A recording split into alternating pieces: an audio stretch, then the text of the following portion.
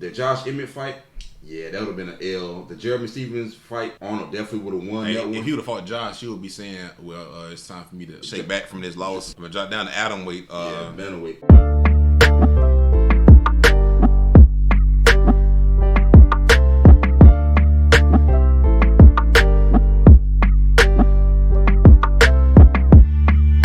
Now we got the featherweight main event between Calvin Kattar and Arnold Allen. This is interesting for me because as far as Arnold is concerned, people consider him to be a striker, and I don't consider him to be a striker like that. But DC then, if he ain't a striker? I think he's more like a freestyle fighter, and I've seen him doing more grappling than anything. You look at his fights in the UFC, he got 2 wins by submission, 1 win by knockout, and the rest of them are decisions. So I'm like, where's this striking thing coming from? Like, I know he has little moments where he does like these blitzes and stuff like that, but truth be told, look at the level of opponent he's doing that to. He can do that to them. Calvin can't do that to the people he's fighting, but the people that Arnold beat, he was supposed to beat. The best wins on his record, I will give him.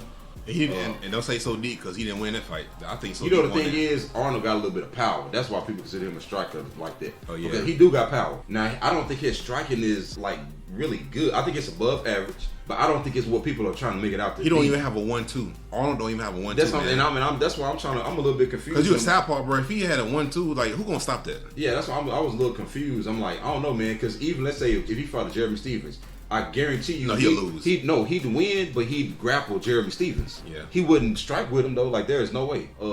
Sadiq, he had power. He dropped Sadiq at one point. Remember? Hold on, it say fight canceled with Josh Emmett. That'd be ooh. And tell them what would have happened if they would have fought, man. I know what would have happened, but anyway. Yeah. But he fought like a declining Gilbert, but that's a good win for him at the time because he's coming up. I ain't taking it away. Nick Lentz is a guy who he only loses a certain level of fighters, so to beat him again while he's on the rise, that's a fantastic win. The Josh Emmett fight, yeah, that would have been an L. The Jeremy Stevens fight, Arnold definitely would have won that one. If he would have fought Josh, he would be saying, well, it's time for me to shake back from this loss. I'm going to drop down to atomweight. Bantamweight. But the Sadiq win was solid, close fight, but the Dan Hooker one, I still think it's a good, valuable win for him. Now, it looks bad on Dan Hooker, but for Arnold to go from fighting the people that he had been fighting, he's got the steady progression. And now when you go in there against a Dan Hooker who's been in there with the Islams, and he's been in there with the Dustin Poiriers, that's a good, solid win for Arnold. I think Arnold's record is probably one of the best as far as slowly but surely increasing the level of competition. I think this is a perfect record. I think it stops here. I think he's a tad bit overrated. I always thought that a tad bit, man. I always thought that. And honestly, the only reason why I say a tad bit because of his last win against Dan Hooker.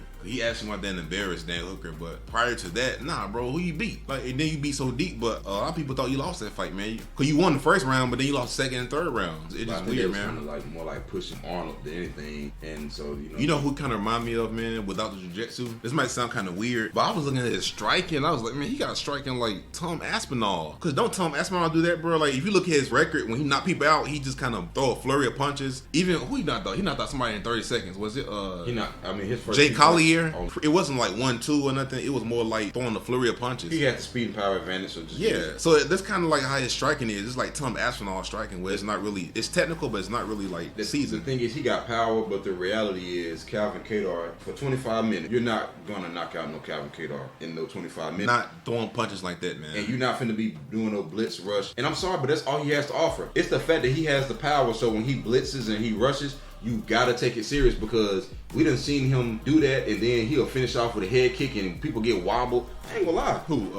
Arnold Allen, bro. I ain't gonna lie. It ain't the prettiest thing, but man, I've seen him do that, man, and he'll throw that head kick out of nowhere and people get to getting on skating on thin ice and I'm like, oh shoot, I did not see that coming. He is good at that. But I think Calvin is just better. You want to tell you what's going to hurt Arnold? What's going to hurt Arnold is he's going to waste a lot of energy missing the punches. Yeah. Because you got to be very selective on the punches that you throw and land. This is a 5-round fight. If this was a 3-round fight, okay, he might actually beat Calvin Kattar. But the fact this is a 5-round fight, bro, and then nothing is, even if he had like a powerful, like good left hand that he can just throw like a sniper. No, but he don't. But it's not like it's an overhand. Ball. Yeah, it's not like seasoned. We seen him fight against Josh Emmett, who had a right hand who he couldn't land, and that's why he ended up losing the fight because remember he had to be careful for like 2. Remember he couldn't even really fight for 2 rounds. Yeah, that's why I believe he lost because the reality is you definitely lost the first rounds because you couldn't do nothing. He couldn't do anything. And then remember the third round, Calvin started picking up with the jab and everything. And at that point, Josh won at least one more of those rounds. And he won the fight. But, you know, it was a close fight, but he definitely won. And I'm sorry, man, but Giga had a lot of power. And you see how that fight ended. Yeah. I think one thing we're not talking about is how good Calvin's boxing is. Because I watched him fight, man, beautiful jab, 1-2. You never know. He got elbows and knees, but you never know where he going to throw. You never know when he going to throw the right hand. So he's just unpredictable. Man, I wouldn't be surprised if he knocked him out with a spinning back elbow. Oh, God. I hate when he throw it, like when he keeps spamming it, but I could definitely see. I could see Arnold gassing out. I could see this fight being like, remember Jeremy was too aggressive with the striking, Yeah. and then Calvin ended up cleaning him up. I can see Arnold doing. I think Arnold's IQ is higher than Jeremy Stevens, obviously, but I don't think that. Not striking though. But Jeremy's striking looked amazing up until that point. Like he did everything perfect up until he didn't, and Arnold's striking ain't that clean. Now he got power, but he only got power in the left hand. And he got power when he can catch him at the end of the combo with that head kick. But I just don't think that he's going to be able to grapple Calvin because that ain't how you beat Calvin. No. And this is going to be a 25-minute fight. I think that Arnold's cardio will hold up. I'm looking to the 4th and 5th round. There's no way that he's going to win those. We said that about Josh. No, but Josh doesn't waste energy throwing punches he's not landing. That's true. That's what I'm looking at. I can see just Arnold, at least he's going to go for it because some fighters don't even go for it. He's going to always go for it, but like how many rounds can you do that for? You just throwing punches like that, man. You might throw, 150 strikes in 3 rounds, but it's 2 more rounds left. But then again, if you win those 3 rounds, there might be enough to win a decision. So it gets real interesting, man. Like, man, I'm sorry, but I think Arnold is good, but I think that this is where it's over. Calvin is up there for a reason. That's why the people on his record are up there for a reason, man. The Maxes and the Gigas and the Joshes, like. It depends on how Arnold loses. If he get knocked out, then it's over.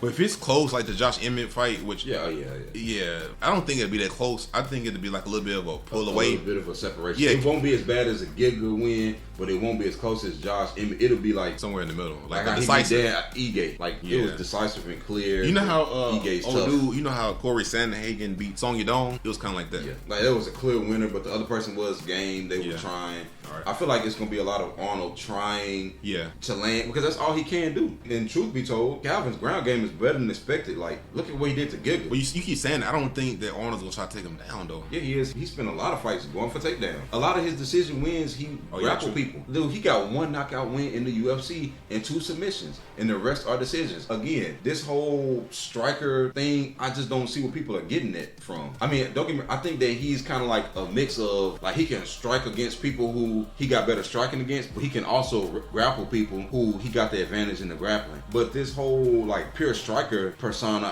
I'm not feeling it. And if he buys into that, he might be the one on his back, and he gonna get outstruck. So I'm going with Calvin Kattar by decision. I wouldn't be surprised if he put Arnold away. I don't think it's going 5 rounds. I think Calvin's gonna get the finish. But Calvin, I don't know, man. Calvin put away lower level opponents. Like he put people away that he's supposed to. And then, I don't know, it seemed like lately, maybe just because of the level of competition, maybe because it's harder to knock out and submit guys who are in the top 5 and the top 3 and stuff like that. But he ain't really just finishing people up here. I mean, he caught Jeremy Stevens, but Jeremy Stevens wasn't top 10. He was just a big name. Ricardo Lamas was kind of on his way out. Fishgold, I don't even know who that is no more. Shane Burgos, we know he got a ceiling. So, I don't know. I think Calvin kind of put it on him for 5. I think Calvin put it on him for 4 rounds and, maybe lose 1 round in between there somewhere. Calvin gets a clear-cut decision and moves on to fight Yair Rodriguez. Absolutely. And he dodged the bullet when that Josh Emmett fight got canceled. Arnold Allen, we wouldn't be talking about him right now if they would have fought. Again, I think Arnold did it right, man. This is the biggest leap because Calvin is a top 5 guy, but he's the most beatable guy in the top 5. Does that make sense? Because you ain't getting over Brian and he injured. You ain't finna beat Yair. Or Josh. You ain't finna beat Josh. Who else? You ain't finna beat Mac. So the only person is Calvin. But if he can go out there and beat Calvin impressively, well, that... It seems like he skipped Giga, though. He skipped Giga. He skipped Bryce. He skipped like 3 or 4 guys. Am I tripping or he went straight to Calvin? I did notice that because I was paying attention to the rankings and I did notice that as well. And again, I don't have nothing bad to say about Arnold. I think that I just see a ceiling and I think that this is going... You remember when Jack Shore fought Ricky Simone? And you remember how he worked his way up with his record and got the confidence and got the name and got the support and everything. Yeah. And then he ran into Ricky Simone and it was slightly competitive for a minute and then Ricky pulled away with it and finished him. I think that's what's going to happen here because he does remind me of like a Jack Shore type. Unless he clean up his striking, man. Throw 1-2 then. But his striking pretty much looked the same since the first fight. It ain't really grown. Even that Dan Hooker fight, it was the same. Yeah, it's just Dan. I don't know what's up with Dan. That's another fight. Yeah, no, he don't move his head. head. Another fight, but that's another video. I'm going with Calvin by decision or some type of third or fourth round stoppage. Yeah, I'm gonna say about third round knockout for Calvin.